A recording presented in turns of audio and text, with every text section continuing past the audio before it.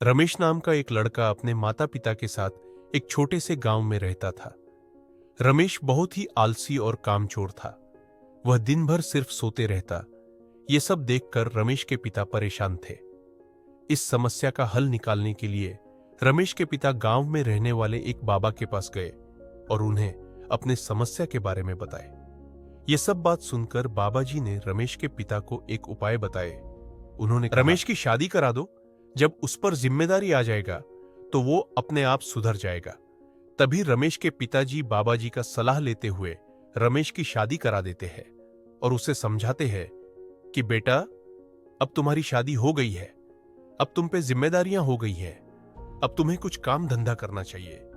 लेकिन इसके बावजूद भी रमेश के समझ में कुछ नहीं आया और वो वैसे ही खाता और दिन भर सोता।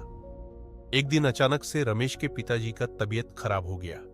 तभी उसकी मां ने कहा, बेटा, रमेश डॉक्टर को ले आओ, तुम्हारे पिताजी की तबीयत सही नहीं है।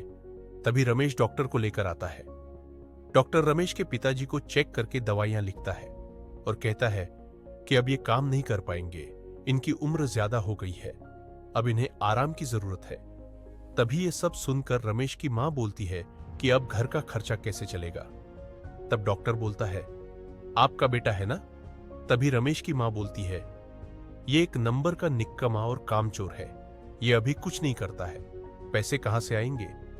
तभी रमेश का सिर शर्म से नीचे झुक जाता है और सोच में पड़ जाता है। तभी डॉक्टर रमेश को समझाता है कि बेटा, अब तुम बड़े हो गए हो और तुम्हारी शादी भी हो गई है, अब तुम पर जिम्मेदारियां हैं, ये तुम्हें निभाना पड़ेगा। तभी रमेश तय करता है कि अब वो शहर जाएगा और काम करके अपने परिवार को खुश रखेगा।